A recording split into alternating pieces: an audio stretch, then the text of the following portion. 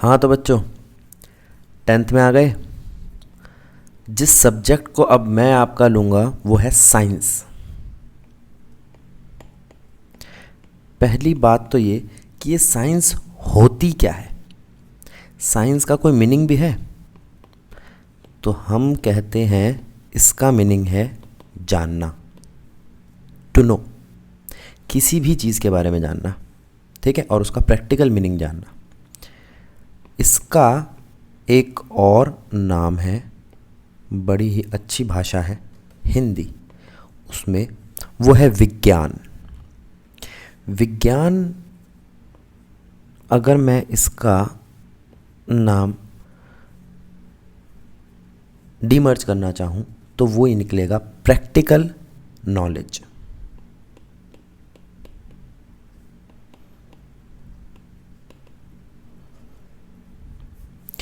तो हम जिस चीज़ को प्रूफ करते हैं उस ही को हमारी साइंस मानती है। जिसे हम प्रूफ नहीं कर सकते, साइंस उसे मानती भी नहीं है। तो अब हम बात कर रहे हैं, चलो ये तो बहुत बड़ी बड़ी बातें हो गई। जो हमारी 10th की साइंस है उसे हमने 3 कैटेगरी में डिवाइड किया है। पहली फिजिक्स, दूसरी केमिस्ट्री और तीसरी बायोलॉजी। जब हम बात करते हैं फिज़िक्स और केमिस्ट्री की तो इसको आपको पढ़ाएंगे अभिषेक।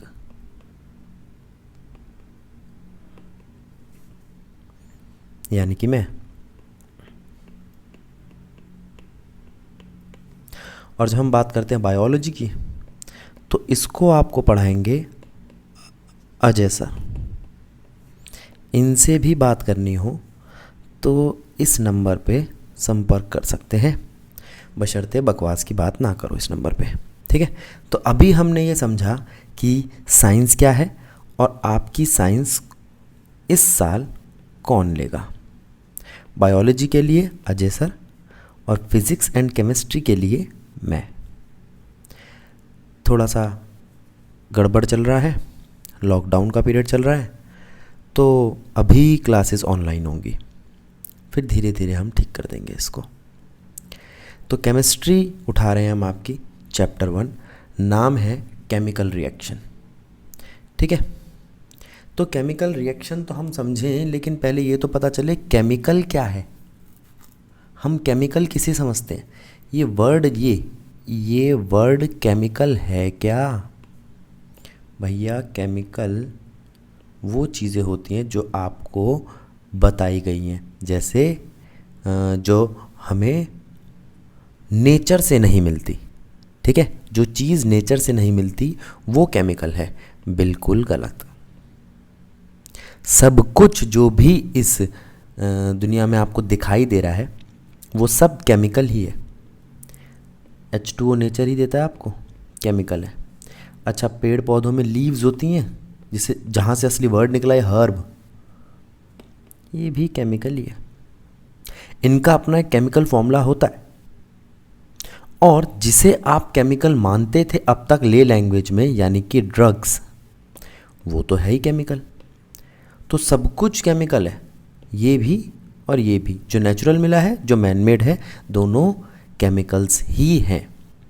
तो केमिकल्स को समझने के लिए हमें एक बड़ी ब्रांच समझनी होगी जिसका नाम है मैटर। तो हमने आपसे पूछा, क्या ये टर्म सुन चुके हो कभी? मैटर, ये वर्ड सुना है मैटर? हाँ, आई थिंक 9th में है जितना मुझे याद है, और किसी छोटी क्लास में भी हो सकता है। मैटर एक ऐसी चीज़ है, हम उस चीज़ को मैटर कहते हैं जिसका खुद का वॉल्यूम हो और जिसका खुद का मास हो, या ये भी कहते हैं जो स्पेस ऑक्यूपाई करे,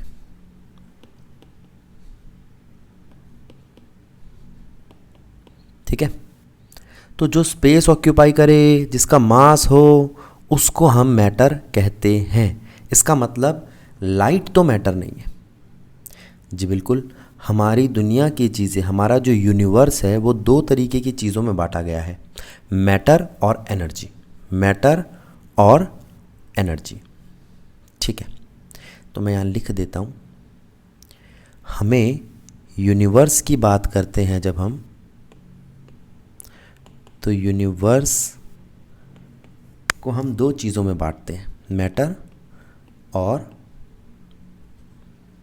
एनर्जी। ठीक ठीक है। अब हमने आपसे बात की कि ये मैटर क्या है, जिसके पास वॉल्यूम और मास हो, और एनर्जी क्या है, जिसके पास मास और वॉल्यूम होना ज़रूरी नहीं है।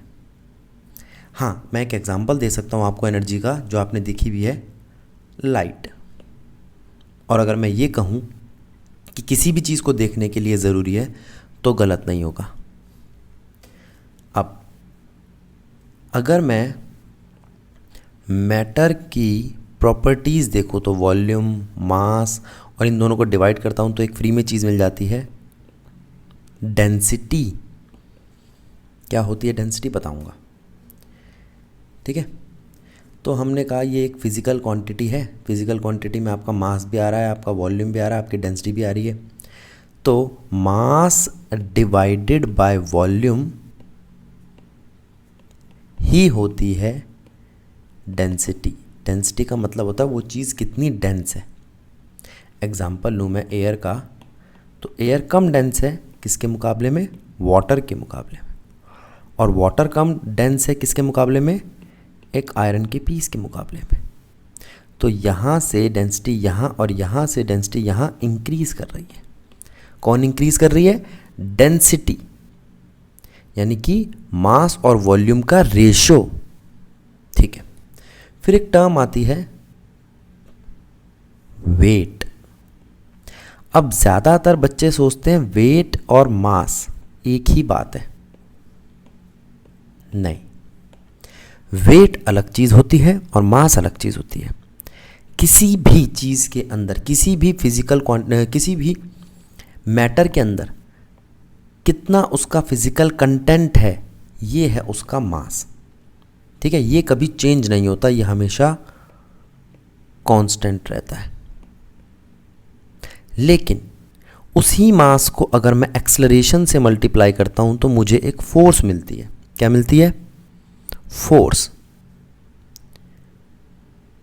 तो मास, मैं यहां लिखता हूं, थोड़ा सा रुको। तो फोर्स क्या हुई, मास इनटू एक्सेलरेशन। और फोर्स, उन्हीं फोर्स में से एक फोर्स है वेट। हम किस पे वेट लगा रहे हैं, अर्थ पे। तो एक्सेलरेशन भी किसकी वजह से होगा, ड्यू टू अर्थ के, उसे हम कहते हैं ग्रेविटी। तो फोर्स होती है मास इनटू एक्सेलरेशन और वेट होता है mass into gravity, acceleration due to gravity. तो बेसिकली आप कह सकते हो कि वेट एक तरीके की फोर्स है जो हम अर्थ पे लगा रहे हैं। और ये शायद वर्ड आपने बहुत सुना होगा, बोझ, ठीक है। और अर्थ को हम क्या कहते हैं हिंदी में, धरती। तो धरती पे आप सब क्या हो, हाँ, समझाने की ज़रूरत नहीं है। तो वो भी वहीं से वर्ड निकला है, बोझ कहो तो उसको भी, मतलब हिंदी है, वेट की हिंदी बोझ होती है। क्लियर, आ जाओ वापस। तो अभी हमने आपसे बात करी भार की, भारी चीज़ की, फोर्स की, मास इनटू एक्सेलरेशन की, ठीक है। डेंसिटी की बात कर चुका हूँ मैं। अब डेंसिटी के हिसाब से अगर मैं 1 kg लूँ एयर और 1 kg लूँ आयरन, तो कौन ज़्यादा भारी है, किसका वेट और मास ज़्यादा है, which one has more weight और मास। ये क्वेश्चन मैंने आपसे पूछा तो आपने कहा भैया आयरन भारी है। नहीं, दोनों 1 kg के हैं, दोनों बराबर हैं, तो दोनों में डिफरेंस किस चीज़ का है? डेंसिटी का। एक का वॉल्यूम बहुत ज़्यादा है 1 kg, और एक का 1 kg बहुत ज़रा सी जगह में आ गया। तो दोनों में डिफरेंस किस चीज़ का है? डेंसिटी का। तो ये टर्म समझ के रखना आज के बाद। डेंसिटी का मतलब क्या होता है, मास का मतलब क्या होता है, वेट का मतलब क्या होता है। ठीक है, चलो मैं एक पेज ऐड कर देता हूँ और याद रखेंगे इन चीज़ों को। एक तो है मास, क्या है ये? Physical content of any physical object या मैटर। फिजिकल मतलब वो छुआ जाना चाहिए या कुछ ऐसी चीज़ होनी चाहिए। मतलब आप मैटर थॉट को नहीं कह सकते, आप मैटर एनर्जी को नहीं कह सकते, तो उन चीज़ का मास भी नहीं होता। ऐसा नहीं होता कि मेरी 3 किलो की सोच है, ये क्या मतलब हुआ? बकवास। तो वैसे ही बात आई वेट की। वेट का मतलब भी क्या बताया था? बोझ, यानी कि काइंड ऑफ फोर्स। दूसरा, वेट आप मास इनटू एक्सेलरेशन, और ज़्यादा बेहतर रहेगा अगर इसको ड्यू टू ग्रेविटी कहो तो। इसका मतलब अगर मैं अर्थ की जगह कहीं और चला जाऊं तो मेरा वेट बदल जाएगा, लेकिन मास नहीं बदलेगा। वेट चेंज होता है।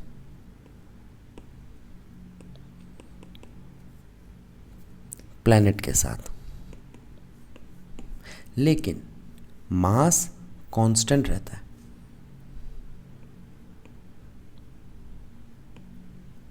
Through out the universe.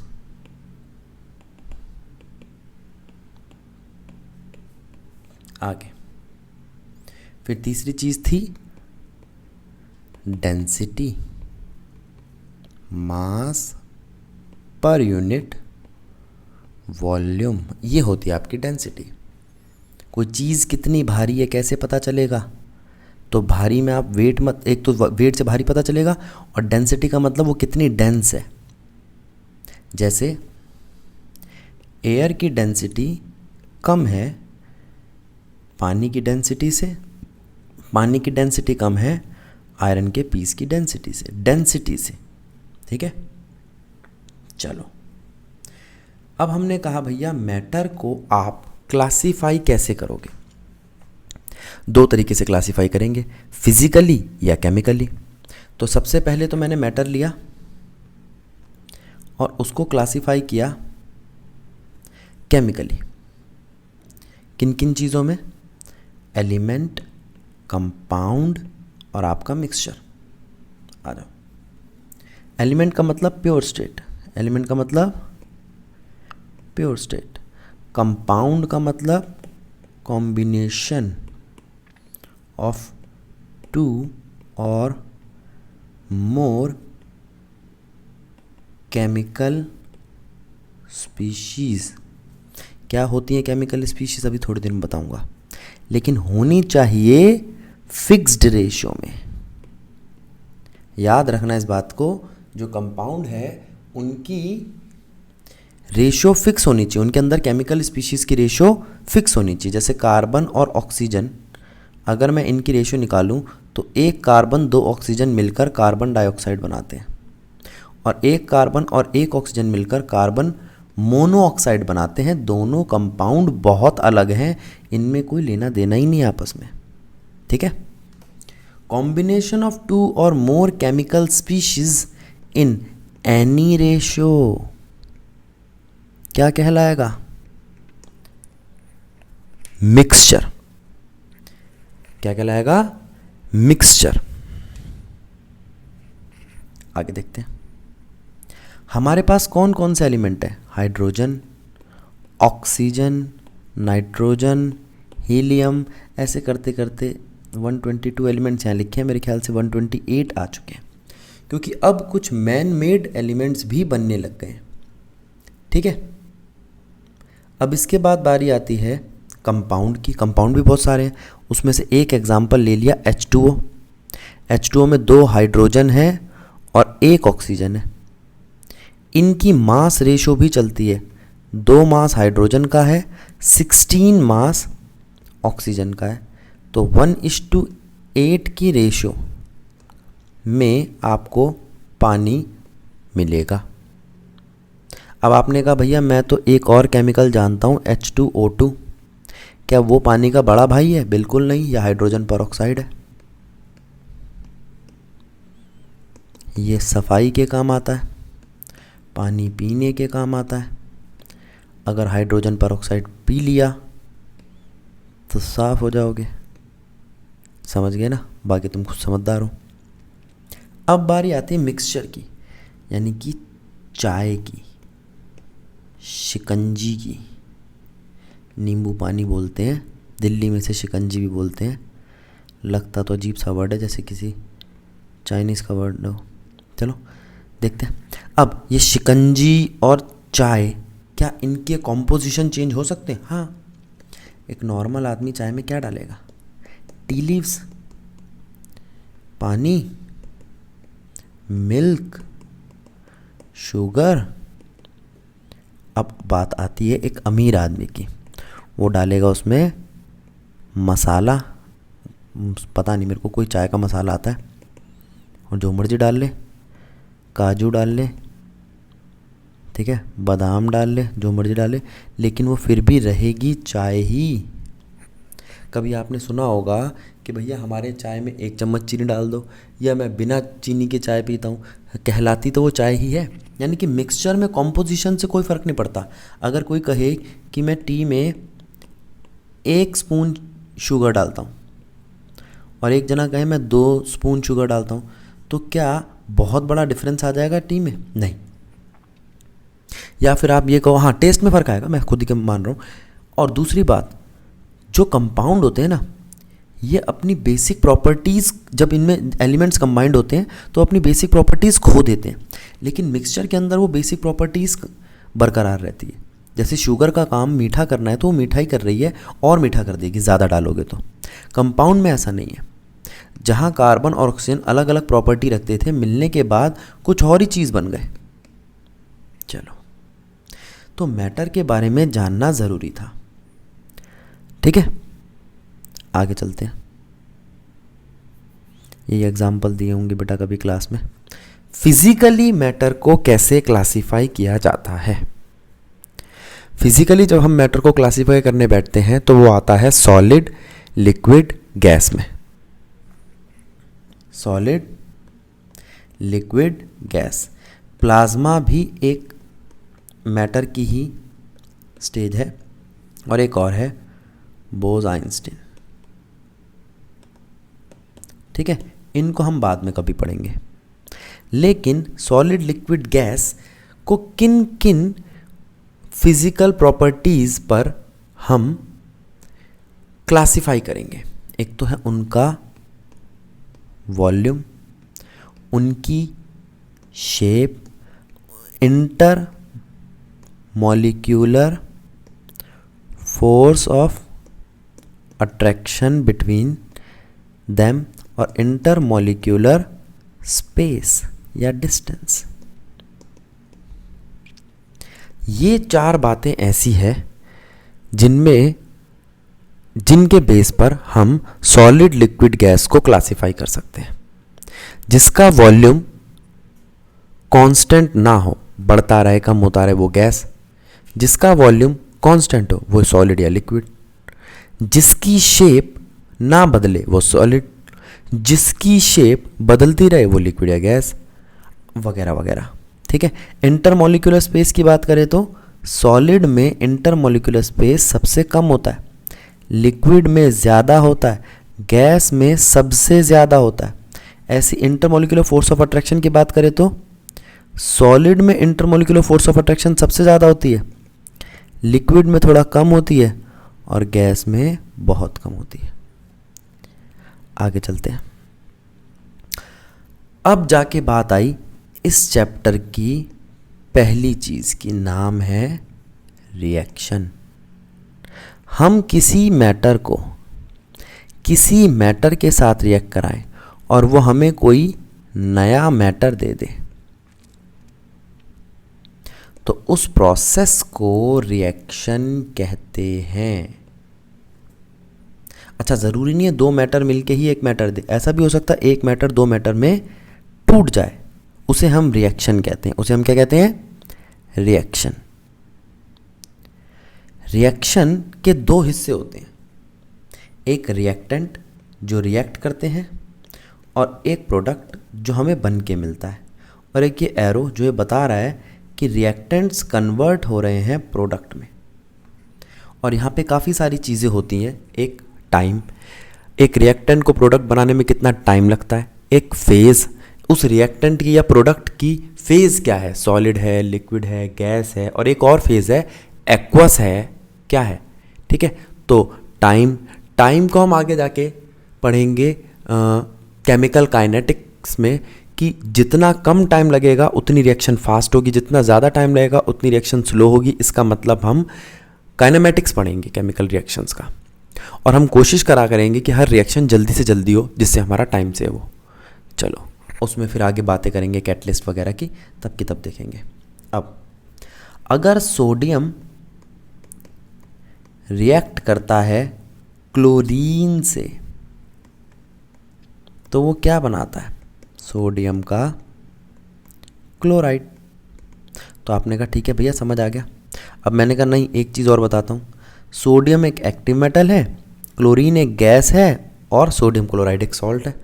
तो तुम कहोगे अब और ज़्यादा समझ आ गया। फिर मैंने कहा नहीं, एक और चीज़ बताता हूँ। सोडियम सॉलिड है, क्लोरीन गैस है, और NaCl भी सॉलिड है, तो और समझ आया। तो रिएक्शंस को लिखने के अलग अलग तरीके इसलिए हैं जिससे हम उसके बारे में ज़्यादा से ज़्यादा समझ सकें, ठीक है। तो रिएक्शन को लिखने का एक तरीका ये भी है, उसकी फॉर्मुलेटेड फॉर्म में लिखना। जैसे सोडियम Na से रिप्रेजेंट किया जाता है, क्लोरीन Cl से रिप्रेजेंट किया जाता है, और सोडियम क्लोराइड NaCl से रिप्रेजेंट किया जाता है। अब ये क्लोरीन दो क्यों है, इसकी बात हम करेंगे।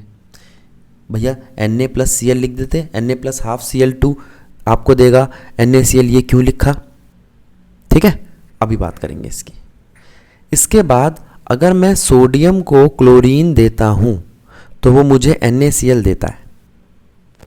सोडियम सॉलिड है, क्लोरीन गैस है, NaCl सॉलिड है, और अच्छी रिएक्शन बन गई, और डिफाइन कर दिया हमने रिएक्शन को। फेज कितने होते हैं अभी थोड़ी देर पहले बताया भी था। सॉलिड इसे रिप्रेजेंट किया जाएगा S से, लिक्विड इसे रिप्रेजेंट किया जाएगा L से, गैस इसे रिप्रेजेंट किया जाएगा G से, एक्वस इसे रिप्रेजेंट किया जाएगा AQ से। एक्वस का मतलब पानी होता है, क्लियर। ऐसी कुछ और रिएक्शंस लिख के दिए, जैसे मैग्नीशियम क्लोरीन से रिएक्ट कर रहा है, तो अब आप कहोगे भैया मैग्नीशियम 1 क्लोरीन 2, बहुत नाइंसाफ़ी है। नहीं, ऐसा नहीं है, इनके पास एक वैलेंसी है, ठीक है। तो ये मत सोचना कि एक सोडियम एक क्लोरीन के साथ रिएक्ट करता है, एक मैग्नीशियम 2 क्लोरीन के साथ रिएक्ट करता है, तो भैया आप चाहते क्या हो। भैया हम कुछ नहीं चाहते, ये कंपाउंड है। कंपाउंड जब बनता है ना, तो उसके बनने का एक रीज़न होता है, स्टेबिलिटी। और स्टेबिलिटी अभी तक जो भी तुम्हारी क्लास है 10th क्लास, अभी तक तुम सिर्फ इतना समझो, इनको अपना ऑक्टेट कंप्लीट करना है, अपने 8 इलेक्ट्रॉन कंप्लीट करने हैं, अपनी वैलेंसी कंप्लीट करनी है, इसलिए एक दूसरे से रिएक्ट कर रहे हैं। आगे धीरे धीरे और कुछ चीज़ें भी ऐड होंगी, ऑक्टेट रूल को हम फेल भी करेंगे, अपडेट भी करेंगे, लेकिन अभी नहीं, 11th में। चलो ठीक है, ये छोटी मोटी चीज़ें थी, देख लेना। आगे बढ़ते हैं। इसके बाद एक टर्म का यूज़ किया था मैंने, नाम था केमिकल स्पीशीज़। भैया होती क्या है ये केमिकल स्पीशीज़? आप एटम, मॉलिक्यूल, आयंस, इन तीनों को केमिकल स्पीशीज़ कह सकते हो, ठीक है। इसके बारे में हम अब अगली वीडियो में यहीं से स्टार्ट करेंगे, लेकिन एक बार थोड़ा सा बेसिक बातें कर लें रिएक्शंस वगैरह की। आ जाओ। अगर मैं बात करूं केमिकल रिएक्शन की तो वो क्या होती है? Any change can be classified as physical change और chemical change. Physical changes can easily reversed, but it is not easy to reverse a chemical change. In a chemical changes, new substances are formed and it is difficult to regenerate the original substances. ध्यान दो, impossible नहीं बोला, chemistry impossible बोलती ही नहीं है. Chemicals change are more permanent than the physical change. Chemical reaction involve chemical changes. Chemical reactions are the processes in which new substances with new properties are formed. ये new properties वाली बात पे गौर करेंगे, ध्यान रखना इस बात को. During a reaction, atom of one element do not change into another element. Element नहीं चेंज होते बल्कि वो रीअरेंज हो जाते हैं. वो सिर्फ एक दूसरे में रीअरेंज होते हैं. बहुत बढ़िया लाइन लिखी है, पहले बता दूं मैंने नहीं लिखी है, केंद्रीय विद्यालय के एक सर हैं उनकी है ये.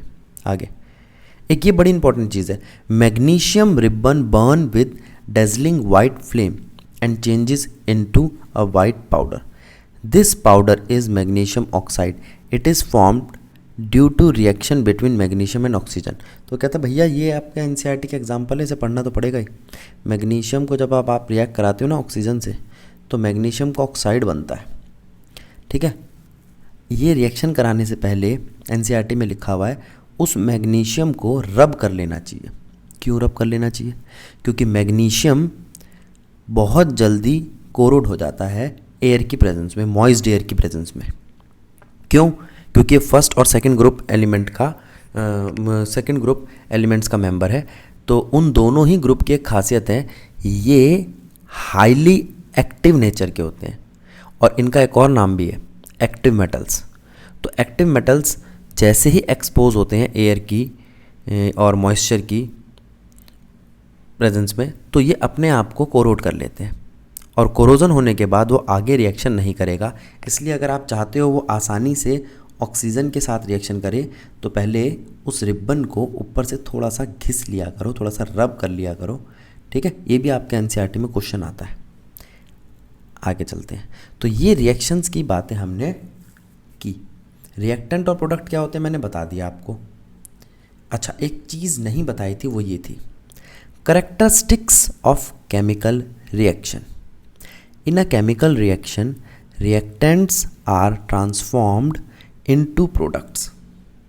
The important characteristics of chemical reactions are evolution of gas, gas का निकलना, formation of precipitates, precipitates का बनना, change in color, कलर में कोई चेंज आ जाना, change in temperature, टेम्परेचर बढ़ जाना या घट जाना, चेंज इन स्टेट, सॉलिड का लिक्विड, लिक्विड का गैस या गैस का सॉलिड में कन्वर्ट होना. किसी भी तरीके की गैस निकले, किसी साउंड के साथ निकले, जैसे हाइड्रोजन पॉपअप साउंड के साथ निकलती है, या उसका खुद का कोई कलर हो. प्रेसिपिटेट्स बन जाए, मतलब एक सॉलिड एक्सट्रैक्ट. प्रेसिपिटेट का मतलब क्या होता है? Solid extract. कलर में चेंज आ जाए. ठीक है, पहले कलरलेस था, पिंक हो गया. ये सब ये बताते हैं कि यहाँ पर कोई केमिकल रिएक्शन हुई है. चेंज इन टेम्परेचर आ जाए, चेंज इन स्टेट आ जाए.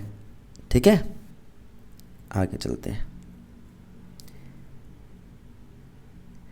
इसके बाद बारी आती है केमिकल इक्वेशन. इक्वेशन के अंदर हम रिएक्टेंट्स को रिएक्ट कराकर कुछ ना कुछ प्रोडक्ट बनाते हैं. जैसे ए को बी के साथ रिएक्ट कराया तो सी और डी प्रोडक्ट बन गया. लिख भी रखिए reaction. A word equation shows change of reactant to product through an arrow placed between them. इससे आसान कोई डेफिनेशन हो ही नहीं सकती. एक वर्ड से एक इक्वेशन बनाइए जिसमें हम प्लस का और एरो का इस्तेमाल करते हैं, उसे रिएक्शन कहते हैं. ठीक है, between them. Similarly product are written on right hand side. ठीक है, एक मिनट रुको, मैं बीच में खा गया. हाँ, the reactants are written on left hand side with plus sign between them. Similarly products are written on right hand side with plus sign between them. और जो एरो है वो ये पॉइंट आउट कर रहा होता है कि रिएक्शन कहाँ से कहाँ गई है। बस सिंपल सी एक रिएक्शन लिख के दिखा दी। अब वो रिएक्शन बैलेंस्ड होनी चाहिए, अनबैलेंस्ड नहीं होनी चाहिए, इसके बारे में हम आपसे नेक्स्ट क्लास में बात करेंगे। ये